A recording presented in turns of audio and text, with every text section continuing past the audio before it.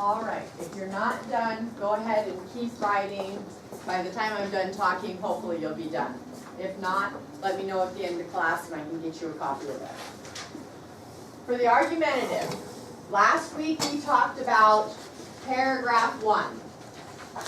Can Maddie tell me what paragraph 1 should look like? It's kind of talking about your whole paragraph, No, your whole topic.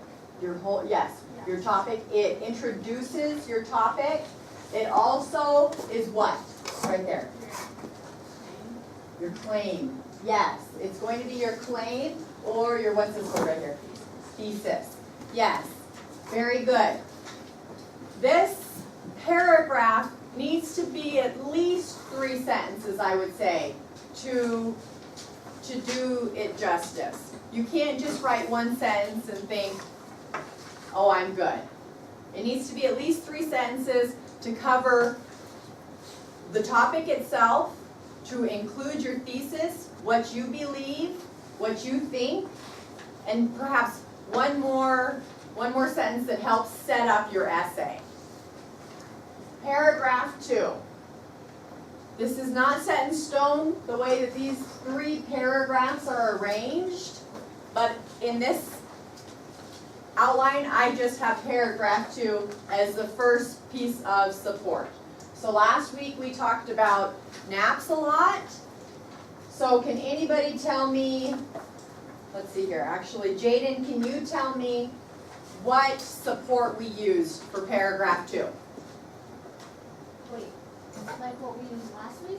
Yeah, can you remember anything that we brought up in support of taking naps?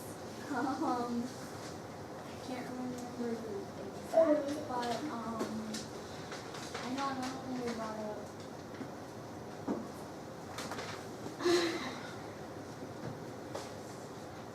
Do you need a little support? Yeah. Go ahead and call on somebody.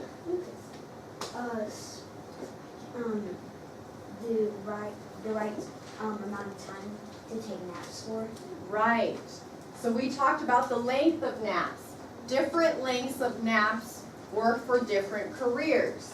Now, a piece of evidence to back that claim up would be, Noah, can you think of a piece of evidence that would back the idea up that different lengths of naps are better for different people? Doctors need longer naps. People in the medical profession, I think that was actually, they didn't need longer naps, they needed the shorter naps. Yes, very good. So we can talk about how research has proven that people in the medical profession will make less mistakes and have a clearer mind if they take a short nap. Now, who were the people that needed long naps? Brett. Astronauts. Very good. Astronauts needed long naps. That's another piece of evidence. Researchers at NASA found that astronauts who took longer naps were happier and felt more refreshed. Something like that. All right. So paragraph 3 here, same thing, a supportive sentence. Napping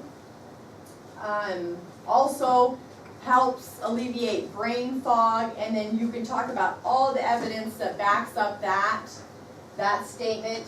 Your third paragraph here is the counterclaim. And Luke, can you tell me a little bit about the counterclaim? The counterclaim would just show that we have seen both sides of it, and just we're not dead set on that naps are beneficial, that there can be some offsets to them.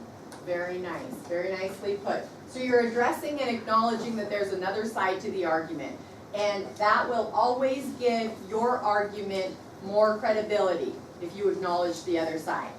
So Jordan, where are you, Jordan? Can you tell me what counterclaim we could have used? Do you remember the counterclaim that we used? Sorta. I remember that we could have brought up how if your naps are too long, you would get drowsy and Yes, sluggish. yes, bingo. Too long of naps can actually cause post-nap drowsiness, or was it groggy? Weariness, thank you. Post-nap weariness. So that can be a counterclaim. Now, here is one of those words like however, or although that may be true, what could we have said to bring our argument back to our side? Let's see, is there another Jordan? Yeah. Yeah.